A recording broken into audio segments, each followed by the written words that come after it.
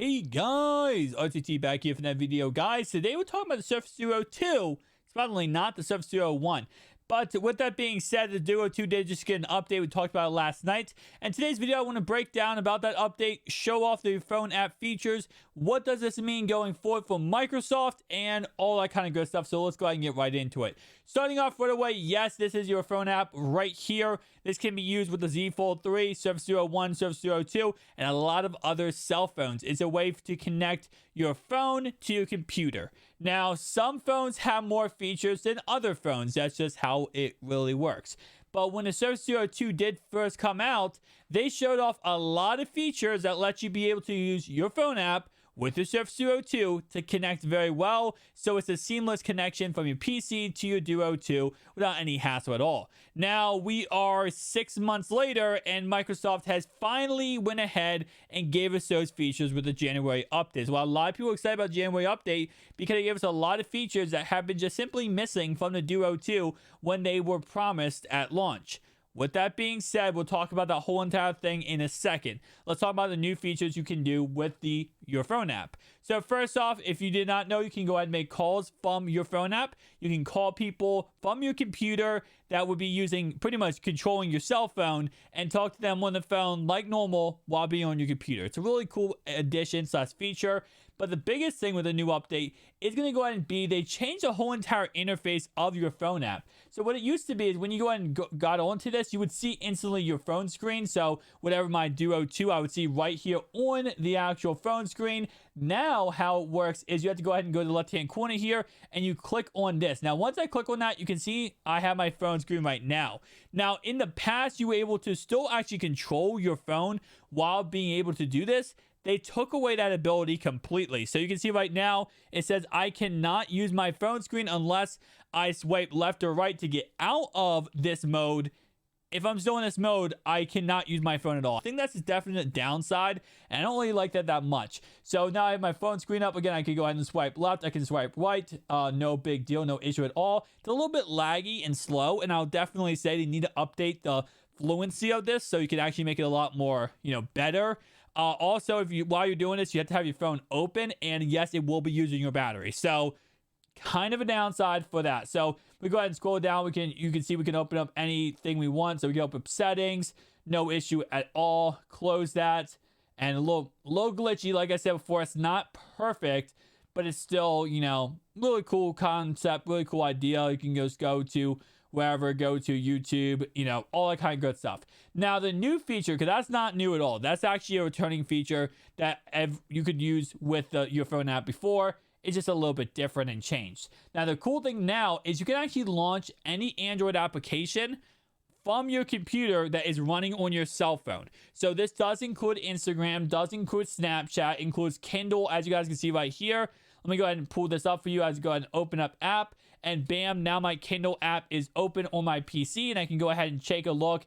Maybe go to my library, start reading some books for my PC that I had on my phone. Now, not every single application will work, so keep that in mind. You are going to have to, you can't do every single application. Now, while you're doing it, so I go ahead and, for example, open up, let's open up Office, okay, OneNote. Let's open up OneNote, right? When I open up OneNote, yes, like I said before, you cannot use your cell phone while you're opening up applications. So you can't do two things at once. You can't open up your application on your computer and use your cell phone. Now, I know that sounds kind of weird, but it used to be that you could literally control your phone still and your computer would interact with that. It would combine together and work in one one unit. It is no longer the case. You cannot do that anymore, which kind of does suck. But again, like I said, I understand the concept of why you can't. But like I said before, yes, you can open up pretty much all applications. I tried this before the video started, and some applications did not work.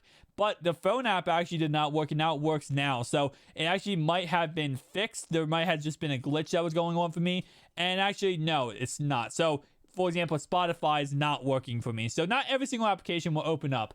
Most of them do, as you guys can see right here, but not every single application will. And so I have to keep dragging it over. But for some reason, it keeps popping up on my main audio, my main, what's called screen right here, and not my secondary screen. So with that being said, we got my Surface audio right here.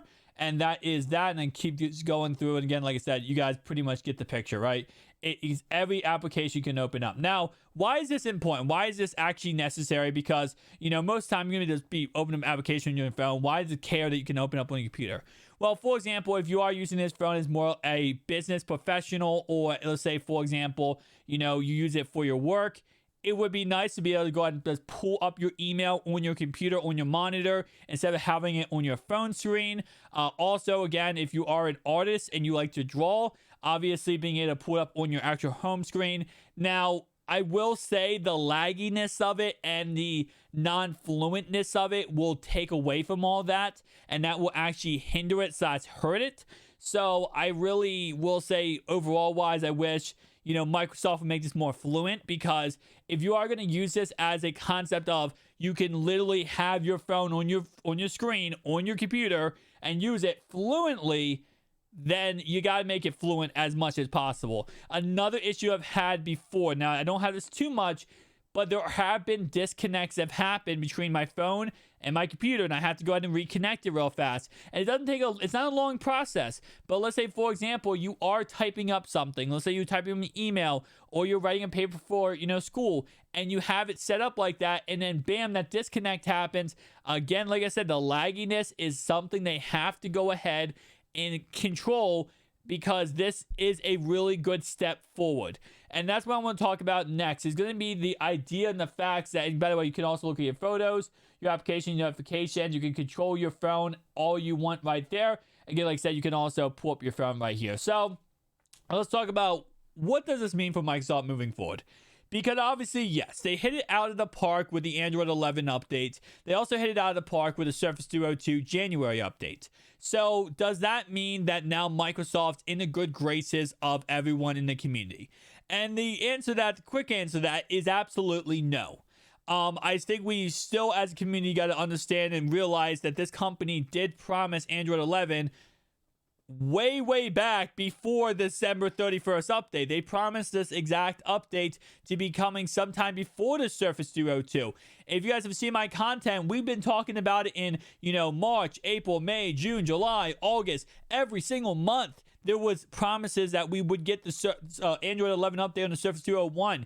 They give it to us literally a year and a half late. Yes, they were only a month late with the promise of December 31st. But before that, there was a lot of promises that we would get it sometime before that, and we never did. So we have to keep that in mind, that yes, at the same time, it's awesome they delivered it to us and they gave us what we wanted. They were late on a lot of that stuff way before that. So that's definitely an L in my opinion. I think that we have to kind of keep that in mind. But at the same time, though, can they ever recover from that? Absolutely, yes. And I think, the Android 11 update was an absolute, must for them to get into that pattern of recovering. And with the Duo 2, they really haven't had too many issues overall wise. Yes, they finally gave us these, must needed updates right now. But you guys have to remember, the December update was absolutely phenomenal. The December update really fixed every single problem people had at launch with the Duo 2. So that was an absolute W by Microsoft. And again, like I said, moving forward, they right now have been reported that they are working on Android 12L for both of these devices. If they can land that, and again, I'm not expecting them to land it when Google is supposed to release it. Google is supposed to release their Android 12L update in March with the Google Pixel Notepad being released. I'm not expecting Microsoft to steal any spotlight by releasing it on their affordable phones too at that exact same time. I'm expecting probably Microsoft will release it in the summer or the fall. And again, like I said, right before that, I'm expecting to see some kind of price drop of the Duo 2. Now, I will say overall wise though, moving forward, I think Microsoft, we need to walk on eggshells with them after all this thing that has happened with them the last 2 years. But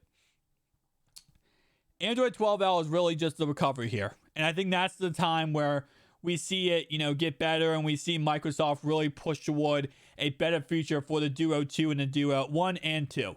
And I will say, if the reports are correct, again, like I said, keep on, everything we say is rumors, right? We always talk about rumors because that's all we have right now. Now, the rumors are there would not be a Duo 3 until 2023. So we're not going to see another iteration of these phones until 2023, because this year they're focusing strictly on software development and trying to make the best Duo possible. Now, if you're asking, what does that really mean? Give me the exact definition of what that means. It means Samsung is doing really good this year, and Microsoft does not want to compete with them, and they don't want to fight with them. And they want to wait a year to see what Samsung creates so that they can put that in the Surface Duo 3. That's like the real. If you guys want the real, you guys already know. I give you guys the real information in this channel. I break it down for you guys, and I'm going to give you guys the real talk. It's because of the fact they want to go ahead and not compete with Samsung.